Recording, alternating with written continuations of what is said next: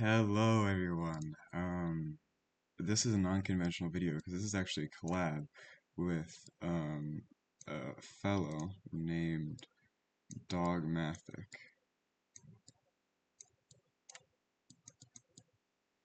He makes very interesting math videos, and what's cool about them is, at least compared to mine, they're very educational. He teaches it so well, and he seems to have a passion for what he's doing. So everybody go check out his channel and subscribe to him. But we're both going to be solving this problem in different ways, and um, yeah, we're going to see the differences in how we solve them. And I'm going to attempt to solve this. I don't really know how to solve this, so we're going to figure this out. So if we take this problem, show that x and y are the solutions to the equation x squared minus 2y squared equals 1, then 6 is divisible, or then 6 divides xy. So first thing I see is that we could take this out and make the difference of two squares. So x minus root 2y times x plus root 2y. So then if both of these equal 1, square root y, no, wrong thing, root 2y. If both of these things multiplied equal 1, then x minus 2 square root 2y should equal 1, and x plus square root y. Oh my gosh, square root 2y should equal 1. If I'm just looking at this, because 1 is only factors are 1 and 1 if these are integers, but clearly there's a square root in here, so we can't confirm that these are integers. But we do know that x and y are integers, so that means that these should only be integers. Let's try to solve this. We have x is equal to 1 plus root 2y, and x is equal to 1 minus root 2y. And then solving this, we get 1 plus root 2y is equal to 1 minus root 2y. So then we get y is equal to 0, which is clearly not our answer. So we know that these don't equal 1 and 1. I shouldn't get rid of all this. I shouldn't get rid of all my work. What am I doing? Yes, so now going back, we know that all of this is untrue. This might still be useful, but we know that they don't equal 1. Future me here. I don't know if I made this clear in the rest of the video, but for the next like 20 minutes I just tried to solve the problem without luck. I wasn't really getting anywhere, so I decided to cut this out because this was a long video without me cutting this out. So I decided to cut this part out, and I did a bit of research before starting the next section, and I reset the entire canvas. Okay, everyone, I've done some research, and I've looked into Pell equations. I haven't looked at the solution to this, but I've looked at how people generally categorize these Pell equations, and I found a better way to a solution. So, if we have, and I'm just starting in a new sheet so we have more space. If we have this, then its solutions are given by the powers of the smallest combination that solves this as integers. So let's just go through the integers of y. So y is equal to 0, or we can't use 0. If y is equal to 1, then we get x minus 2 equals 3. No, I lied. First we'd have to factor this. We'd have to factor this into x squared minus x minus root 2y and x plus root 2y. And for whatever reason when solving these is equal to 1, we just take this one as a unit. So now we need to find where this has an integer solution. We have x is equal to 1. No, I lied. We stay with this. We just stay with this entire equation. And see when this gives us an integer. So y equals 1, then we get x squared is equal to, x squared is equal to 3, y squared is equal to 1. But x is not an integer, because this is not a square. If we say y squared is equal to 4, because y is equal to 2, then that gets us x squared minus 8 is equal to 1. So x is equal to 9. X squared is equal to 9. So then that gives us x is equal to 3. So that is the solution. Now we put that in here, and since this is our small solution, we can put this in here and get 3 plus 2y squared, and then since y is 2, we get 2 root 2, and take this to the power of k for all of our solutions. So this is the general form which solves our equation. Now we have to prove that 6 is divisible by this, by x and y.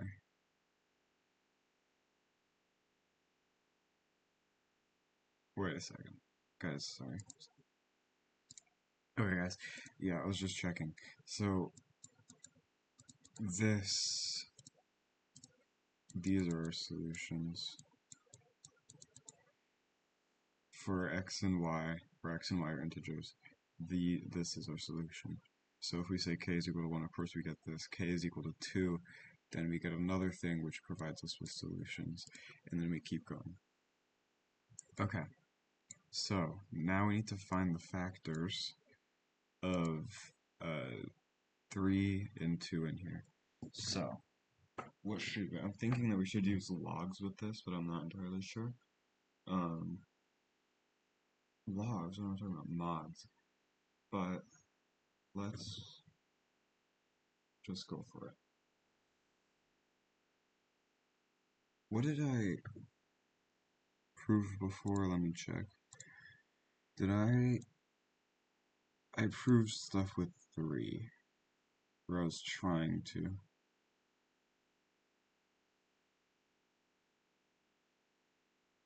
And we said 1 was even. We said, we know, of course.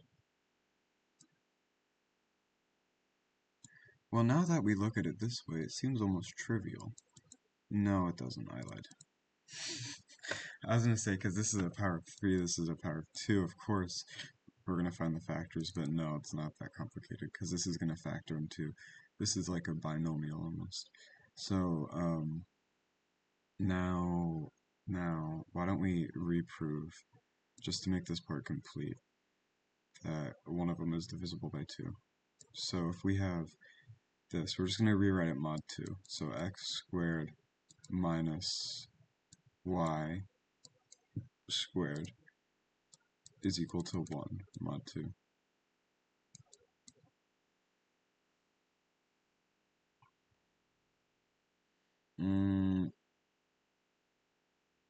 But in mod 2, that's not true. It's plus, because we go 0, -1, and 1, this goes here. -2 goes to 0. 2 goes back to 0. Yeah, so it's just this.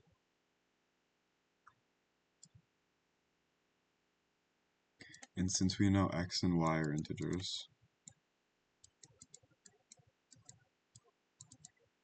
then we know, of course, that x squared and y squared are integers.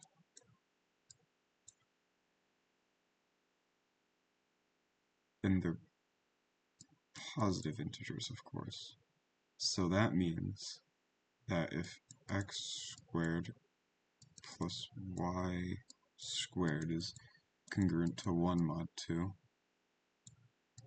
then either x squared or y squared is congruent to 0 mod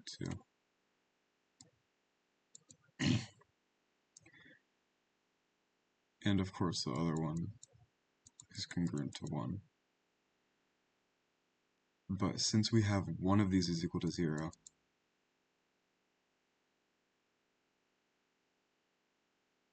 that doesn't prove anything. Because if we take the square root, it just shows that x squared is even. Which wait, now that I think about it, I think that's enough. Because if we have, let's just say it's p squared mod 2, where p is x or y, is equal to 0. Since we know p is an integer, then yeah, we know p is an integer, so p itself can't be divisible by 2. I mean, it can, but it can't only be divisible by 2. It has, p has to be divisible by 2 if p squared is divisible by 2. Because if it isn't, then we take the square root of this, we get p over root 2, which doesn't give a good thing. Because then we get root 2 over 2p. But we know for sure that p does not include the factor, or I mean it does include the factor root 2, I guess. But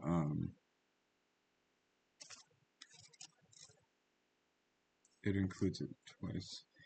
But what we know is that it has to be divisible by at least 4, so then we get p squared over 4 is equal to p over 2. And then that can give us an integer. Because this won't give us an integer, because this is irrational. This, we know that these both create a rational. These both turn into a rational, so root 2 as an irrational times p, this also has to be an irrational, so it wouldn't work with it's divided by 2. So we know it's at least divided by 4. Which gets us, so p mod 2. So yeah, so now we proved that one of these factors has a factor of 2. I think, wait, why don't I try this again? Because I don't know if this is like that form, if this is that, I know it's not formal already, but I don't know if it's that, rigorous. I think this is how I did it before. Now we have 2y squared is equal to x squared minus 1.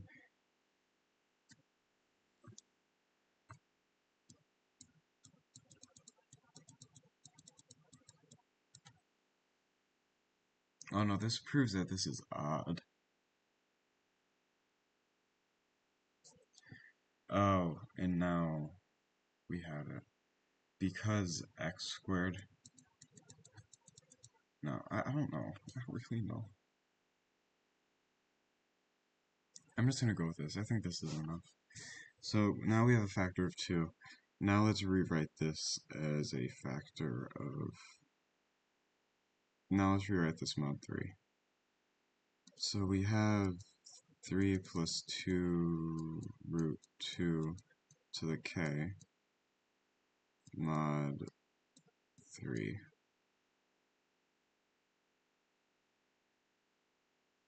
Right? Or maybe we should do this original equation again.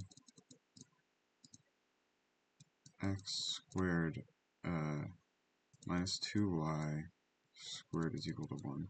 So then rewriting this mod 3, we have negative 2, 1, 0, negative 1, 0, 1, 2, 3, 4. So 4 goes back to 1, 3 goes back to 0, 2 of course goes to itself, 1 goes to itself, 0 goes to itself. I forgot it. Yeah, this is 2. This would be 1. So we have x squared. Oh my god. Oh my god. Oh my god. I just realized. Because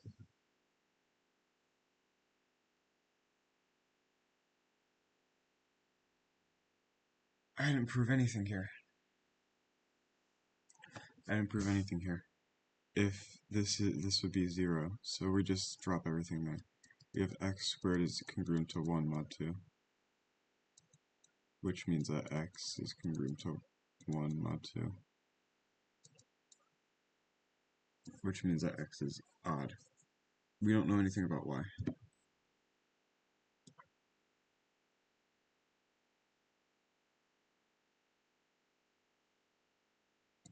How do we prove that it's even? How do we prove that it's even?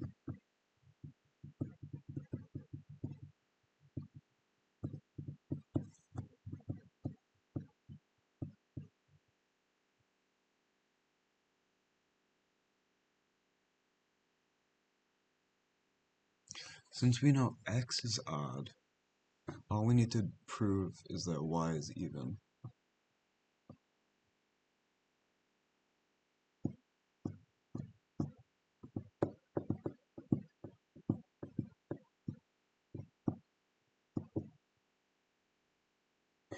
If we look at the possible numbers in mod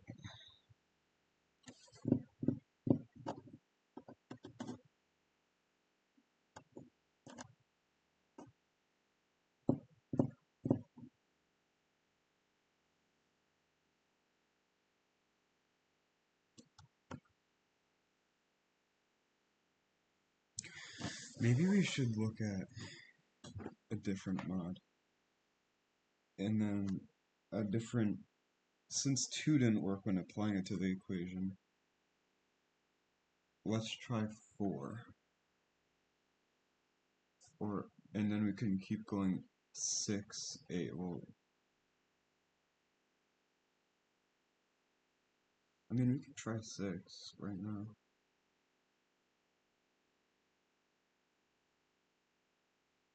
No. Let's just try 4 for now. In 4, we have x squared, it'd be plus 2y squared is equal to 1. We need to prove that y mod 4 is equal to 0 or 2 mod 4. We know that x is either 3 or 1. Let's try the case where x is 1. So, number 1. If x squared is 1, oh wait, I have an idea. So we know that x is 1 mod 4. No. X is equal to 3 or 1. 1 or 3 mod 4. Because x is odd. If we square it, we get x is 1 or 9 mod 4, which reduces to 1, because this is equal to 1 mod 4. So we have x squared is congruent, to 1 mod 4. So we can just plug that in here. We get, oh my gosh. We get 1 plus 2y squared is equal to 1. then we get 2y squared is equal to 0, and of course y squared is equal to 0, which then gives us, is congruent to 0, which means y squared is divisible by 4. So we know that y squared over 4 is an integer, which means that if we take the square root, we know that y over 2 is an integer, which of course we know y is an integer.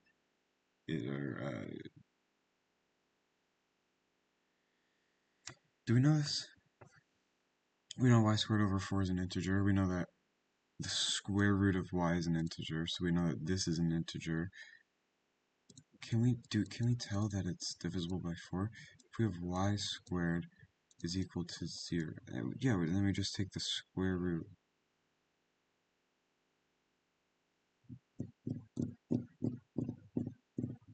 But that would be implying that y is divisible by 4, which I feel like is too much of a stretch to make. Like, you can't just say, like, if you, let's say y is equal to 2, then of course y squared mod 4 is equal to 0, but then y mod 4 is equal to 2. So maybe we have to take the square root of the mod too. So then I think we could say that y squared is equal to square root of 0 mod square root of 4, which brings us to the conclusion that y is congruent to 0 mod 2. Okay, good. We successfully proved that we have one of the factors.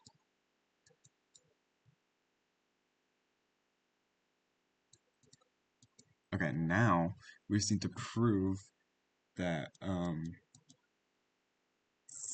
either y or x is divisible by 3.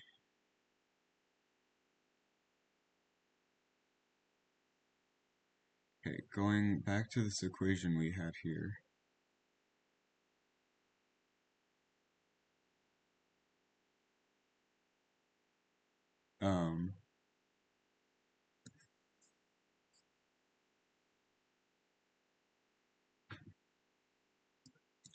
We know that we have, this is 1, so plus y squared is equal to 1 mod 3.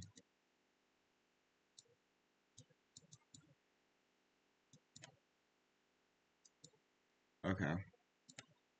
X squared plus y squared is equal to 1. So, what does this tell us? This tells us that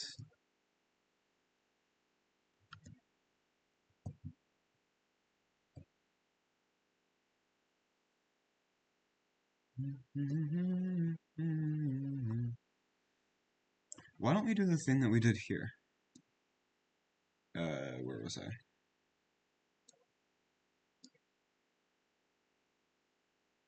Where I said I had the two possible solutions for x, 1 and 3, and then I squared them. We know that in mod 3, our possible things can be 1, 0, 1, and 2. We square them, we get 0 squared is equal to 0, 1 squared is equal to 1, and 2 squared is equal to 4, which mod 3 is equal to 1. So, putting this back in here, we have the cases, we know that x squared and y squared are either 0 or 1 mod 3. And then this leads us to the realization that mod 3, we either have 0, 0, 0, 1, 1, 0, or 1, 1. These are our possible combinations for x squared and y squared. 0, 0 doesn't work because 0 and 0 don't equal 1. 0 plus 0 don't equal 1. And 1, 1 doesn't work because 1 plus 1 doesn't equal 1 mod 3 equals 2 mod 3. So our two solutions are 0 and 1 and 0. So either x squared or y squared mod 3 is equal to 1 is equal to 0 is equal to 0. And since we know that they must have integer roots, we also know that that either x or y must equal 0, not 3 must equal 0. I think what I'm getting at here is that when we take the square root of something, what are we really doing? If we're taking x squared, the square root of x squared is equal to the square root of x times x. We're just really getting rid of an x. And that means that we're only getting rid of a copy of itself. And since 3 is a prime number,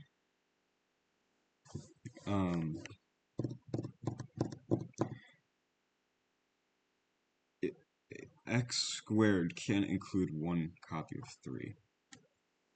Since 3 isn't a square number, x squared can't include one copy of 3. X squared must include 2 copies of 3, 9 or 4 or 6.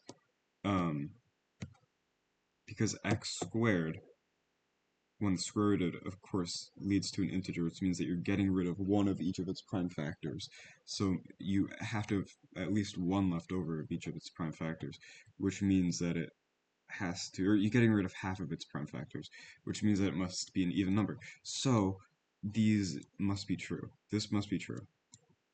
And since we know, what did we say? That y is divisible by 2, and x or y is divisible by 3, we know that in case 1, where y is divisible by 2 and y is divisible by 3, y is divisible by 6, which means that x times y is divisible by 6. And then if we have the other case where y is divisible by 2 and x is divisible by 3, when multiplying them we get x y is divisible by 6 because we're multiplying their factors, which means that we proved this through trials and tribulations. I'm very interested to see what Dogmathic did. And yeah, I don't know if I'm going to edit these two together or if I'm going to find a way to like post them with the collab feature. I don't know what we're going to do, but I have my solution through these two sheets.